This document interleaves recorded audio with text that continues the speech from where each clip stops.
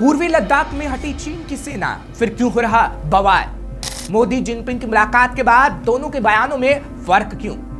नमस्कार दोस्तों, मैं हूं आपके साथ हर्ष भारद्वाज। मोदी जिनपिंग की मुलाकात के बाद अब भारत और चीन की सेनाएं पूर्वी लद्दाख सीमा से पीछे हटना शुरू हो गई हैं। कहा जा रहा है कि LAC पर हालात सामान्य होने लगे हैं, क्योंकि मोदी और जिनपिंग की मुलाकात बेहद अच्छे माहौल में हुई और भारत की बात चीन ने मान ली। लेकिन इस मुलाकात के बाद कई सवाल भी उठे, क्योंकि जब मोदी और जिनपिंग एक टेबल पर बैठे तो दोनों में बातचीत हुई, बयान सामने आया, लेकिन बयान कुछ अलग अलग से थे। जिसके बाद ये कहा गया कि जब बातचीत अच्छी हुई और हालात LAC पर अब सामान्य हो रहे हैं तो दोनों के बयानों में आखिर फर्क क्यों है? आज इसकी वजह हम आपको बताएंगे और साथ ही आपको बताएंगे कि आखिर दोनों यानी मोदी और जिनपिंग के बयान आखिर क्या थे। लेकिन उससे पहले आपको बताते हैं कि LAC पर इस वक्त आखिर हालात कैसे हैं। दरअसल पूर्वी लद्दाख के डेमचौक और देपसांग पॉइंट पे सेनाओं ने अपनी अस्थायी टेंट और शेड को हटाना शुरू कर दिया है। सैनिक गाड़ियों और मिलिट्री उपकरण भी पीछे ले जा रहे हैं चीनी सेनाएं और भारत की सेनाएं। इस प्रोसेस के पूरा होने के बाद डेमचौक और देपसांग में दोनों सेनाएं पेट्रोलिंग कर सकेंगी।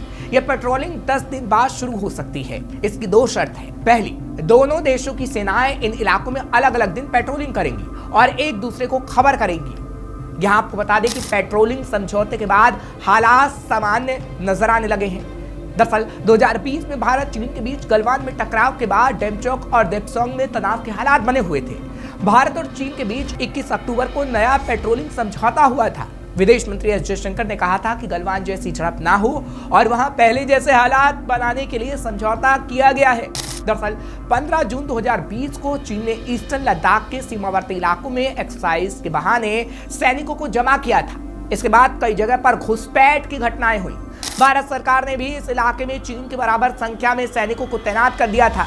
हालात इतने खराब हो गए थे कि LAC पर गोलियां तक चल गई थी। इसी दौरान 15 जून को गलवान घाटी में चीनी सेना के साथ हुई झड़प में 20 भारतीय सैनिक शहीद हो गए थे। बाद में भारत ने भी इसका मुंहतोड़ जवाब दिया था, जिसमें करीब 60 चीनी जवान मारे गए थे। जिसके बाद से कई दौर की बातचीत LAC पर हालात सामान्य करने को लेकर हो चुकी थी, लेकिन बात नहीं बन पाई थी। लेकिन अब बात बन गई है और अब हालात सामान्य होने की बात कही जा रही है। चलिए अब आपको वो बात बताते हैं जो शुरुआत में हमने आपको कही कि अगर मोदी जिनपिंग एक टेबल पर बैठे और फिर LAC पर हालात सामान्य होने लगे तो फिर आखिर क्यों मोदी और जिनपिंग के बयानों में काफी फर्क देखने को मिला और दोनों ने आखिर क्या बयान दिए। दरअसल भारत का जोर है कि बिना सीमा विवाद सुलझाए दोनों देशों के संबंध सामान्य नहीं हो सकते और PM मोदी ने भी ये बात कही है, जबकि चीन का मानना है कि सीमा विवाद से बाकी संबंधों पर असर नहीं पड़ना चाहिए। ये चीन के राष्ट्रपति जिनपिंग की तरफ से कहा गया, यानी दोनों के बयानों में काफी फर्क देखने को मिला। चीन चाहता है कि कारोबारी रिश्ते जारी रहें, भले सीमा विवाद बना रहे, लेकिन भारत की प्राथमिकता है कि सीमा पर शांति सबसे पहले हो।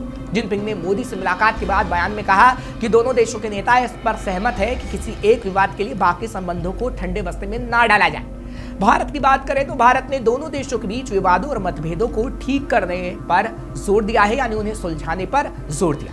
इसके साथ ही PM मोदी ने कहा कि सीमा पर किसी भी सूरत में शांति भंग नहीं होनी चाहिए। चीन ने कहा कि दोनों देशों को प्रगति के अवसर का फायदा उठाना चाहिए, ना कि एक दूसरे के लिए खतरा बनना चाहिए। चीन ने यह भी कहा कि दोनों देशों को साझेदार बनना चाहिए, ना कि प्रतिद्वंदी। यहां आपको बता देते हैं कि ऐसा आखिर क्यों हुआ और बयानों में फर्क क्यों है। दरअसल चीन ने अपने बयान में बॉर्डर का जिक्र किया, लेकिन बहुत नीचे, यानी सबसे आखिर में।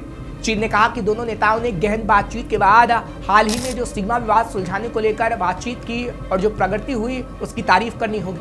वहीं भारत ने कहा कि प्रधानमंत्री नरेंद्र मोदी ने सीमा से सैनिकों को हटाने के लिए जो समझौता किया है उसका स्वागत करना चाहिए। भारत ने बॉर्डर की बात बिल्कुल ऊपर की, यानी भारत कहता है कि पहले बॉर्डर पर आप हालात सामान्य करिए, फिर कोई और संबंध हम आपसे बनाएंगे।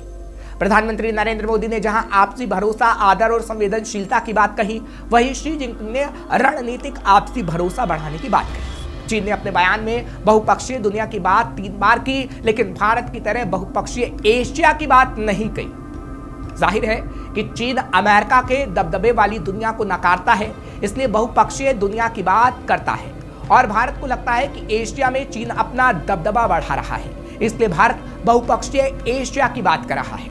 फिलहाल अब देखने वाली बात होगी कि भारत चीन जब एक टेबल पर बैठे हैं तो उससे आखिर संबंध कितने बेहतर होंगे। और क्या चीन पर भारत विश्वास करेगा? क्योंकि इतिहास के पन्ने बताते हैं कि चीन पर कभी भरोसा नहीं किया जा सकता, और अगर चीन पर भारत भरोसा करता है तो क्या आगे आने वाले समय में उसके सकारात्मक परिणाम मिलेंगे? यह भी एक बड़ा सवाल है। फिलहाल आपको ये खबर कैसी लगी, आप अपनी राय इस पर जरूर रखिएगा। खबर को शेयर करना मत भूलिएगा। तमाम खबरों के लिए आप देखते रहिए श्रेष्ठ भारत।